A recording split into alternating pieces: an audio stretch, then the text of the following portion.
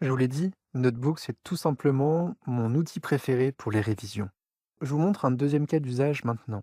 Je vous ai montré juste avant qu'on pouvait apporter des documents dans Notebook pour discuter avec ces documents, en réaliser un audio et une vidéo et une carte mentale. Maintenant, imaginons que sur ce même sujet, le PIB, qu'on n'ait pas de documents suffisamment ou on veuille aller plus loin. On peut lui demander d'aller chercher des éléments.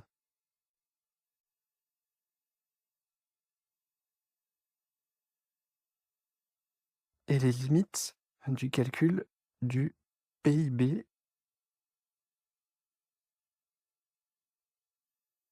Alors, on va mettre plutôt sur l'intérêt et les limites du calcul des PIB pour réviser mon examen à venir. Alors, vous mettez vraiment quelque chose d'assez simple, hein. Vous dites ce dont vous avez besoin, vous pouvez indiquer aussi le niveau, si vous êtes en prépa, si vous êtes au lycée, si vous êtes en post-bac, et ça vous présente des sources. Là, très important, allez regarder ces sources pour voir si c'est des sources sérieuses ou pas. Wikipédia, pas de souci. Là, nous sommes sur un PDF des mines Paris, donc de l'école d'ingénieur des mines Paris, pas de problème non plus. On est là sur une vidéo YouTube, je m'en méfierais peut-être un peu plus, mais après ça a l'air d'être assez sérieux. Sur la chaîne Explique-moi l'écho, alors je sais pas qui est derrière, mais on pourrait regarder un peu plus dans le détail comme c'est important.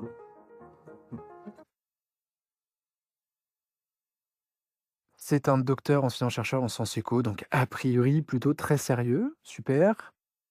Qu'est-ce qu'on a en dessous? Le calcul du PIB, guide facile et rapide pour débutants. Attention, plein de majuscules de partout. Moi, ça ressemble à du document de ChatGPT, je n'irai pas dessus. Les limites du produit intérieur brut de la toupie. Voilà, donc il faut vraiment regarder ces documents. Là, on voit un document des Nations Unies, c'est super intéressant. Un document d'Oxfam, on sait que c'est plutôt positionné très à gauche, mais c'est intéressant d'avoir leurs éléments. Et vous avez simplement importé ces sources. Là, il va lire tous ces documents et vous en faire un premier résumé qui apparaît ici.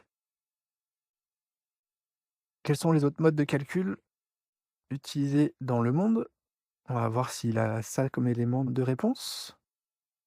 Donc on lui pose simplement la question. Donc sur ces documents, donc ça vous permet d'aller beaucoup plus loin et de réviser sur les sujets qui vous intéressent.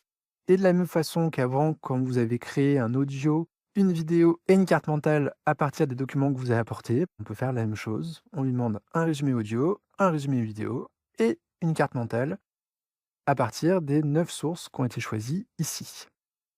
Donc là, il y a beaucoup plus d'éléments dans lesquels il doit chercher, d'où la réponse est un peu plus longue, mais vous voyez, elle arrive déjà, hein, je n'ai pas accéléré le temps. Et il vous donne les différentes méthodes de calcul et à chaque fois, c'est sourcé. Vous pouvez retrouver où il a trouvé ces éléments-là. Ce que je trouve donc très intéressant à chaque fois. Voilà pour cette utilisation. On a la carte mentale, je vous la montre parce que c'est quand même super intéressant à chaque fois. Pourquoi c'est important d'avoir des alternatives? Parce que c'est pas un indicateur satisfaisant à date, qu'il faut aussi voir un monde plus vert, plus bienveillant, plus égalitaire, etc. Vous avez donc votre carte mentale, à vous de jouer. Et on va voir d'ailleurs les autres éléments du studio qui vont arriver, l'audio et la vidéo. Voilà, vraiment, allez tester, c'est gratuit, il vous suffit juste d'un compte et c'est vraiment magique. Par contre, je vous le rappelle, attention aux sources qu'il va chercher. Certaines sont plus ou moins sérieuses, plus ou moins intéressantes. À vous d'aller cliquer dessus pour voir ce qu'il y a dessus et voir s'il faut les conserver ou pas.